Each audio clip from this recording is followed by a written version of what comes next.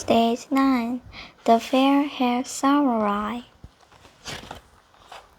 Keeper started going to Aikido classes. He really enjoyed the cult meet once a week at the school hall. The teacher was Mr. Taki, but he taught everyone to call him Kenji. Aikido is a way of feeling, Kenji told them. You didn't have to be strong to defend yourself. Instead, you learn to train your other people's strengths against them. Aikido shows you that strengths come from inside you. Kenji teaches the class to fight safely without hurting themselves. At first, it was quite hard to do, but soon everyone could do full roll and land easily. As weeks went by, the children got better and better at rolling and landing. Candy began to teach the class to do simple moves against a partner. The moves had Japanese names. Keeper learned to grab his partner's arm and pull it back. He turned his body at the same time, and his partner fell to the floor. We will learn the move slowly at first, said Kenji. The idea is to use your opponent's attack in your advantage. Keeper work hard in the classes. Excellent, Keeper, said Kenji. Remember to bow. You mustn't reply your opponents. One day, Keeper did to show Kenji the photograph of family holiday in Japan. The Kovacs album was on big bed. The key was lying next to it. As Keeper picked up the album, the key began to glow. I don't want this, the Keeper. I wanted to get to my Aikido classes. He banged the key away and tried to run out of the room. The key landed just outside the bedroom door, but the magic took Keeper into the adventure anyway.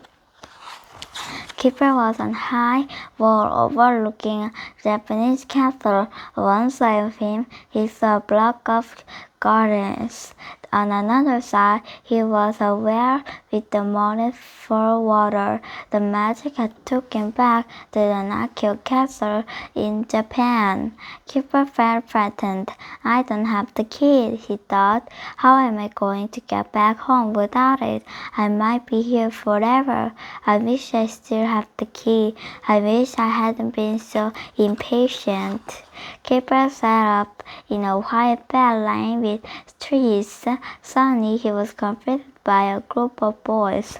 Who are you? How dare you come in here? How did you get in? They shouted.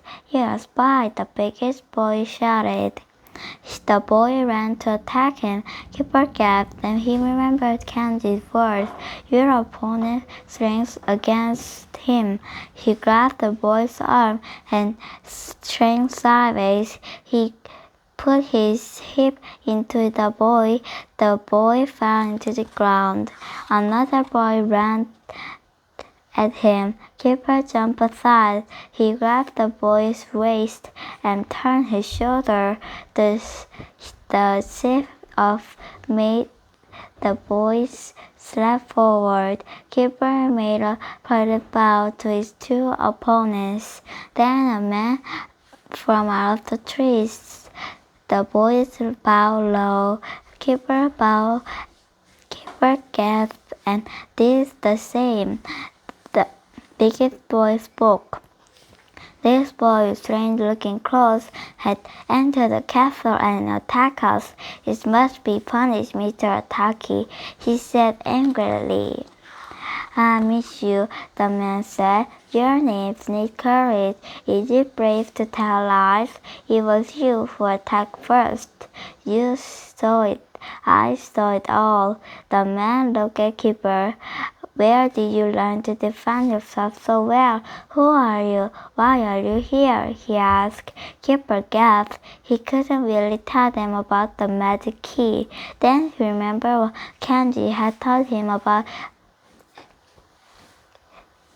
Tokyo. I'm not strong, said Keeper, but I have learned to beat drinks come from inside you. Ha! Cried the man. Do you hear that? Each one of you must until day if you are become a worthy samurai. Mr. Ataki to Keeper's arm.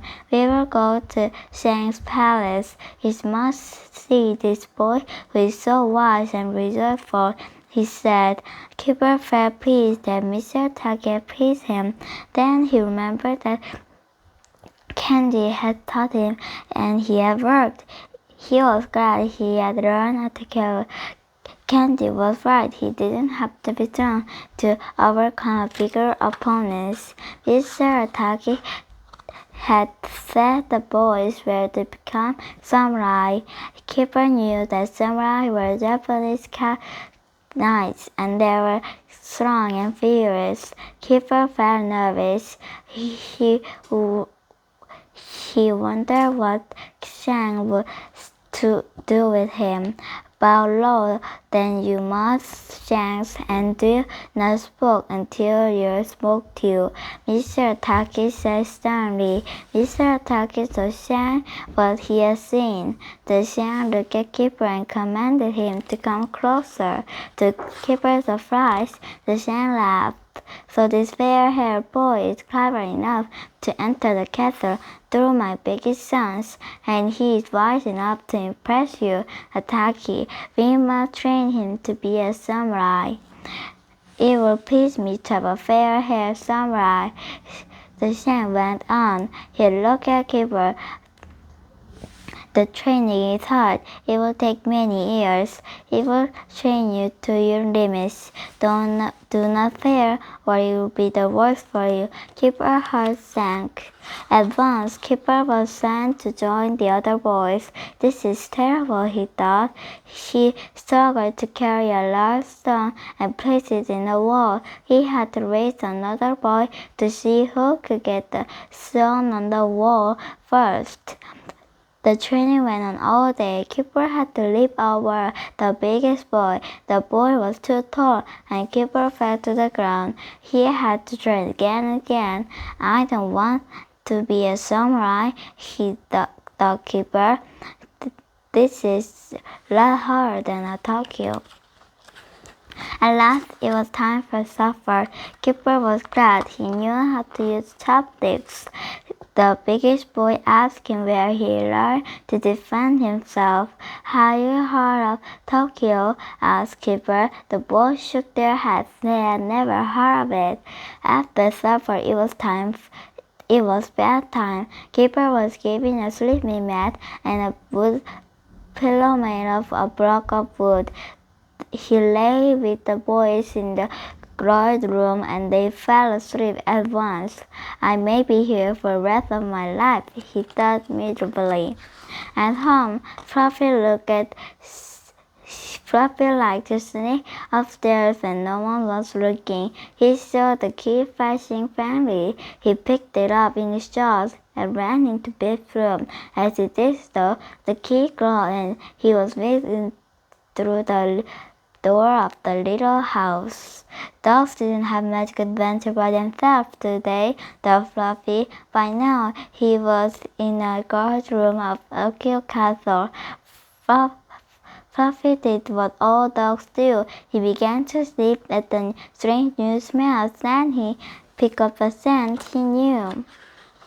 Keeper couldn't sleep. He fell in his bed and unhappy. He was worried. This was a worse adventure he had never been. He was afraid he would never go home. The tear ran out of his cheeks and fell to the wooden pillow. Then he felt wet nose patting his neck. It was Fluffy holding the key in front of his jaws. Keeper had to stop himself from shouting out loud. Fluffy, you good dog, he whispered. How did you know to find me? The key began to glow. Back in Biff's room, Keeper put the key back on Biff's bed, planted Fluffy on his head. I'm glad the adventure is over, he said. I don't think I would have been a very good samurai warrior. I'd better go to Aikido classes. Dad called from downstairs. Hurry up, Keeper, you're going to be late for Aikido class. Keeper picked up the photographed album and he put it down again. He had something else to show Kenji. Before Aikido class began, Keeper showed Kenji something. It looks like a very tiny wooden pillow. Wherever did you get it? Asked Kenji. Keeper gave a little smile. I got it from Japan, he said. The end. Good job everything in order.